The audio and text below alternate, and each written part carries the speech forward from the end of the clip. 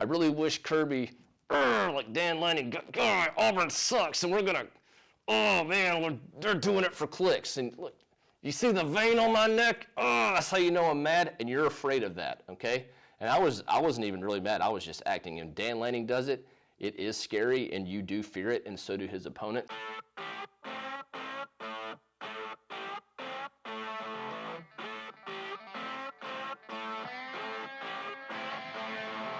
Welcome back to the Overdog Podcast. It is Wednesday, but we get it in when we can here.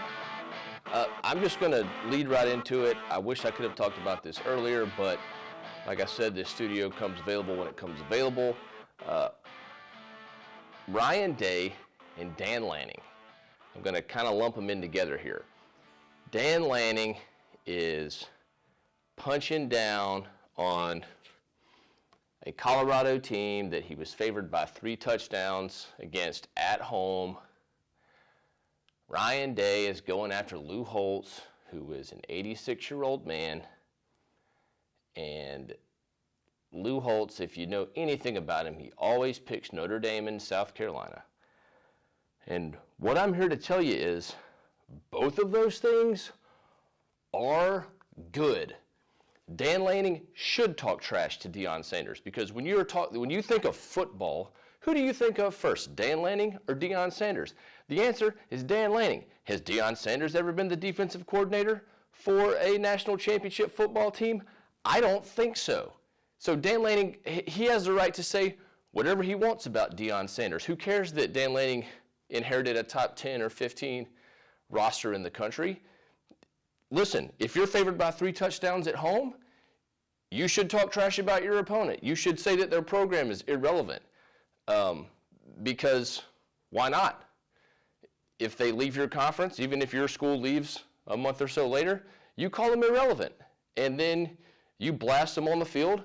And listen, you're doing it. Dan Lanning is doing it for wins, not clicks. He didn't know that camera was in the locker room when he said that. He was too locked in on dominating Deion Sanders, whose team sucks compared to his, and he let him know about it. Okay? Ryan Day should go after Lou Holtz. Why? Because Lou Holtz is old, and he doesn't know what he's talking about.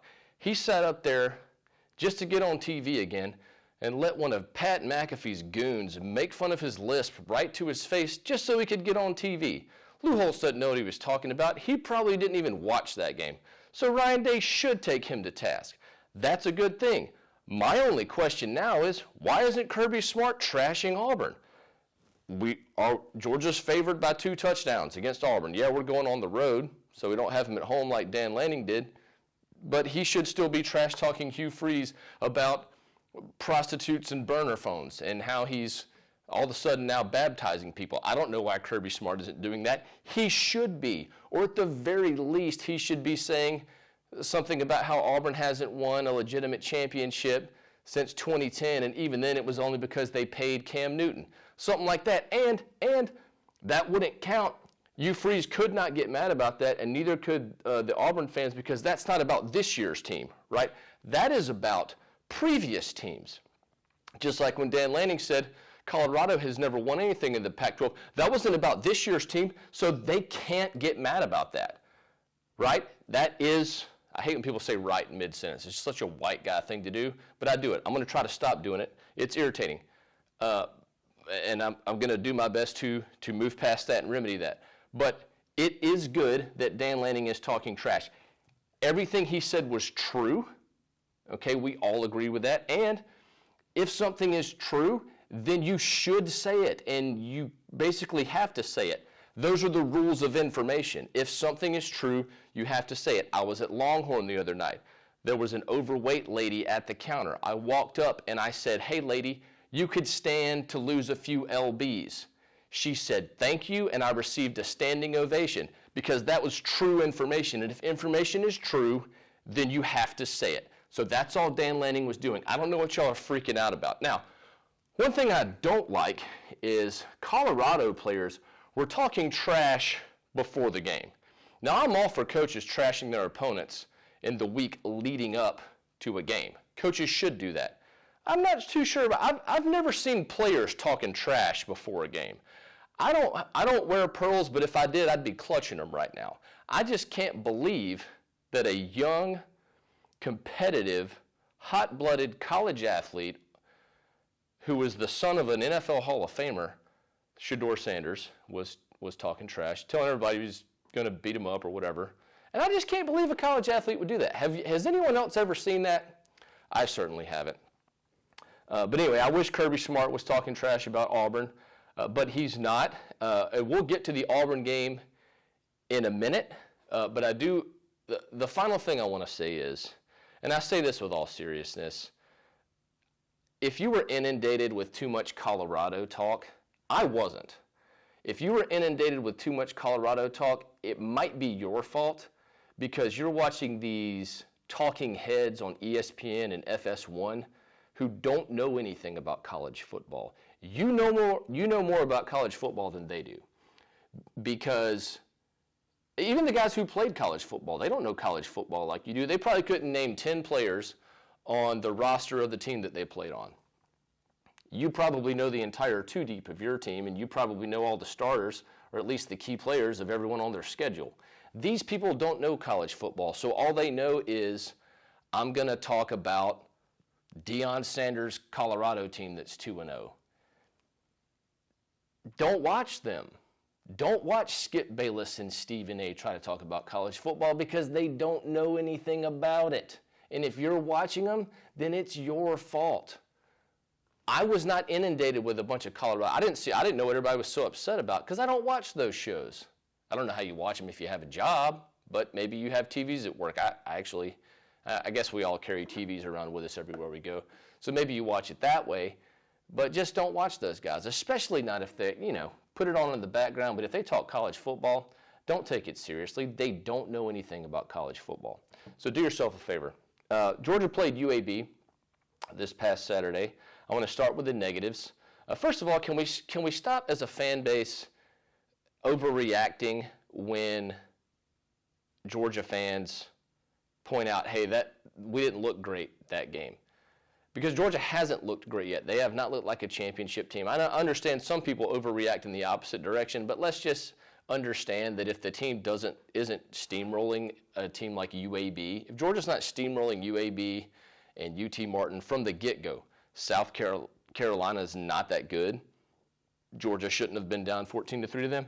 Let's just take it in stride. People are going to overreact both ways. People are going to say, hey, we're great, everything's fine. And other people are going to say, we suck, we're not going to three-peat, and, fire Mike Bobo or whatever.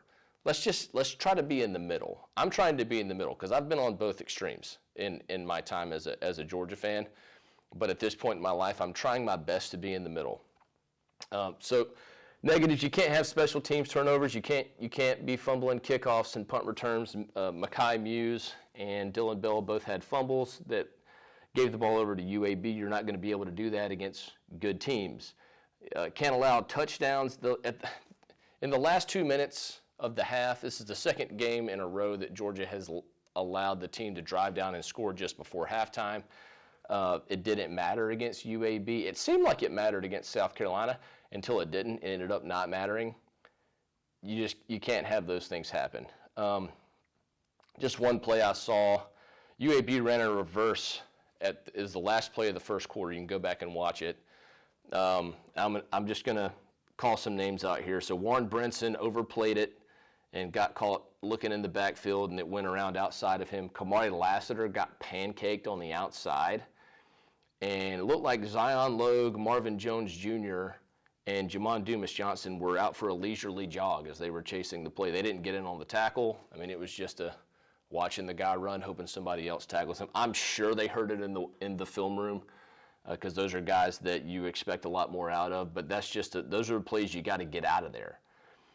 On offense, missed a couple of deep balls. Beck overthrew one to Jackson Meeks, which is unfortunate because Jackson Meeks, when I went back and watched, he was blocking really well on the outside. I don't know how he graded out off the top of my head, but there was a few plays where he was a key blocker, and that'll get you on the field. See Marcus Rosenby-Jack Saint, who is finally getting involved in the pass-catching part of the offense, at least at a higher clip than he has been. but he's been on the field the last couple years for his blocking. Go back and watch the Brock Bowers touchdown against Alabama in the national championship. Marcus Rosemy-Jacksaint's leading the way. Arian Smith dropped the other deep ball. It wasn't a great pass, but you expect Arian Smith to make the adjustment and catch that ball. It would have been a good catch. I mean, it was one of those like a Willie Mays kind of over the not this shoulder but this shoulder. It's hard to bend your neck like that, but you do expect a guy like Arian Smith to make the adjustment, and he wasn't able to. Arian Smith got in the end zone for the first time. He only had one catch for 12 yards, but he did get in the end zone. I think that's all I have really for the negatives. I don't want to dwell too much on the negatives, although it did still seem like our inside linebackers are getting lost in pass coverage. Dumas Johnson just allowed the tight end to free release and score a touchdown. So that all that stuff has to get cleaned up. We'll get to the injury list in a minute, but there was a lot of guys out. A lot of young guys played in the game, but there's stuff that really needs to get cleaned up. Offense seems to be slowly coming together as you go back and rewatch it. You don't feel great about it at the time because UAB is kind of hanging around in the first half, but Brock Bowers does what he always does to UAB. If you'll remember 2 years ago when Brock Bowers was a true freshman, his coming out party was really against UAB. He had over 100 yards receiving. He had the long 89-yard touchdown up the sideline where he outran the whole defense. He had a similar performance. In fact, let me pull up his exact numbers. So 9 receptions for 121 yards and 2 touchdowns for Brock Bowers. Dijon Edwards, 12 carries for 66 yards. He had 2 touchdowns. Carson Beck, his first game over 300 yards. He had 338 to be exact, 3 touchdowns, no interceptions.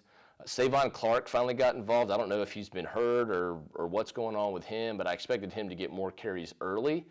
But he had 5 carries for 32 yards, also got in the end zone. Good to see Andrew Paul getting in there, one of the young guys who's coming off an ACL injury last year. He had 7 carries for 31 yards. Marcus Rosemy-Jacksaint had nearly 100 yards receiving, 94 yards on 3 receptions. Dominique Lovett was getting involved at a higher clip. Ra Thomas is on the field more than we've seen him previously. He only had 2 catches for 11 yards. CJ Smith, I feel like he blocks really hard. He's a bigger body than I realized. There are guys, and I want to talk a bit. I thought Brock Vandegrift looked all right off the bench. Gunnar Stockton threw what I feel like was, and I think everyone would agree, a really bad interception. But there's something about that kid whenever he gets in the game, and we haven't seen him much. So I didn't think this before Saturday. He just looks like he has this ability to potentially go off for a big play. He just has a spring in his step. The ball shoots out of his hand. I'm not sure he can throw it even as far as Beck or Vandegrift. I'm not sure he has quite the strength, but just the way the ball comes out and the way that he moves in the pocket, if and when he figures it out, which I don't really expect that to be this year, that he'll get a chance to do that, but I think he could be a real problem. I think he could potentially light him up in Athens. So we'll see how that progresses going forward. Hopefully we can keep everybody in the fold, but that's neither here nor there. We have Auburn on the docket, but the injury list for this past weekend, you're missing a lot of guys. Ladd McConkey was out. Javon Bullard is out. I mean, that's arguably your best receiver and best defensive back. Kendall Milton was out. Roderick Robinson was out. Pierce Sperlin was out. Marvin Jones Jr., like I said, he played a little bit. I actually didn't realize that he played until I watched the film, and he was sick. So maybe that's why he was jogging. I called him out for jogging earlier, but I don't know what was wrong with him, if he had a stomach bug or something like that. Austin Blasky didn't play. He definitely would have played in the absence of Amarius Mims, who remains out. Amarius Mims is out. Tyrion Ingram-Dawkins is out. E.J. Lightsey was out. And obviously Branson Robinson, who is out for the year. So you're missing a lot of guys. Oh, also Mykel Williams. He was not on this list because this was released, I guess, a couple days before. But Mykel Williams didn't play, and that's your leading pass rusher.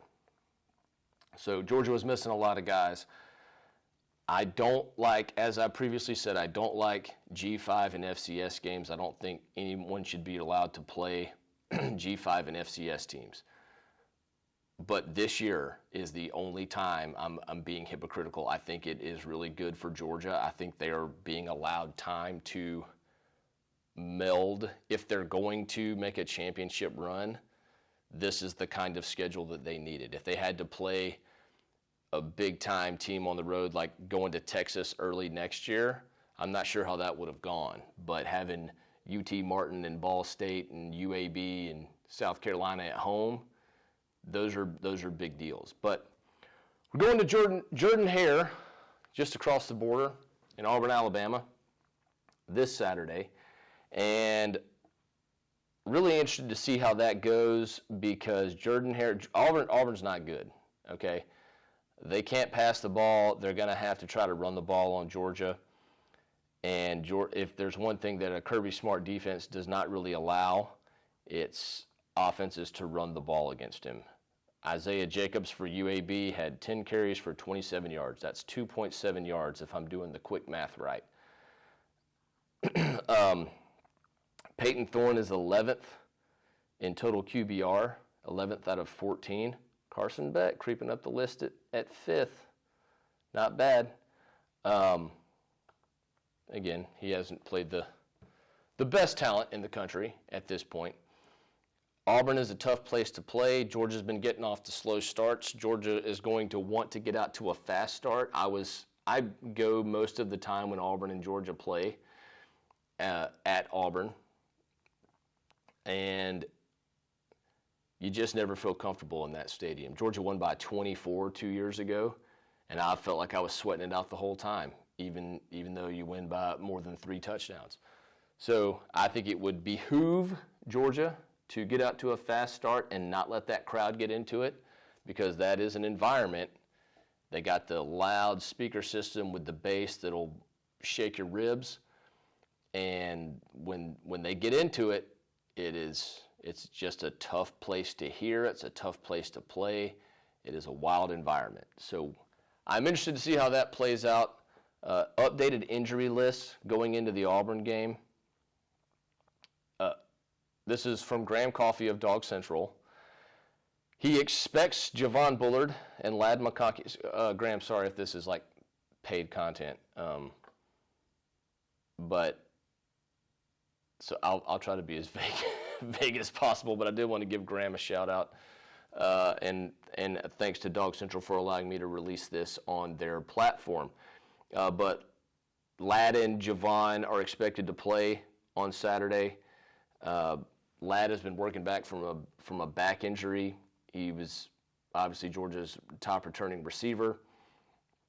And Javon Bullard, who is arguably Georgia's best defensive back, although Malachi Starks has been nuts so far this year at safety. Expect to have them back. Roderick Robinson, probably not, with a high ankle sprain. Lawson Lucky, we're waiting to hear. Michael Williams, we're still waiting to hear. So that it's still not great on the injury front. I won't go through all of these because I don't want Graham to kick me off the site. But that could be a problem. You're going to have to really rely heavily on guys like Marcus Rosemy, Jack Saint, Dominique Lovett, David Daniel Sisavon, and Dan Jackson are going to have to play better, frankly, against Auburn. Now, Auburn's not a big passing threat, but you can't get caught sleeping because these guys are on scholarship too. I think I'm going to the game. I'm waiting to hear. It's Wednesday. I think my Auburn family over there, I'm waiting to hear if I can be accommodated. I don't know why I'm not the first phone call, but sometimes you just have to wait in line and wait your turn, see what shakes out. I hope to be there, but if not, I will have it on the big screen at my home. One last thing I wanted to talk about is people who show up at stadiums, college football stadiums for games, wearing the gear of a team that isn't playing. I've recently become familiar with the term NPC. For those of you who are older like me and don't know what an NPC is, it's a non-playable character. So remember when you're playing video games like Super Mario 64 or Zelda, and there's the person you can like walk up to and they'll talk to you and let you know something, but you can't play as that person. And then as soon as you leave, they just go back to walking into the wall or whatever they're doing. I sometimes wonder if the people wearing the gear of a team that's not playing, I feel like they might be NPCs. If there is a matrix, if we do have androids out there, I just wonder if these robots are getting confused. They're very realistic, but that's my only explanation for why these people exist. I'm sure they're nice robots. I don't have anything against them. I just am confused by their existence. But yeah, so that's all we have for the podcast tonight. But I really wish Kirby, like Dan Lanning, God, Auburn sucks, and we're gonna, oh man, they're doing it for clicks. And look, you see the vein on my neck? Oh, that's how you know I'm mad, and you're afraid of that, okay? And I wasn't even really mad. I was just acting. If Dan Lanning does it, it is scary, and you do fear it, and so do his opponents. We thank you for joining us for the Overdog podcast, and we will hopefully catch you back here next week.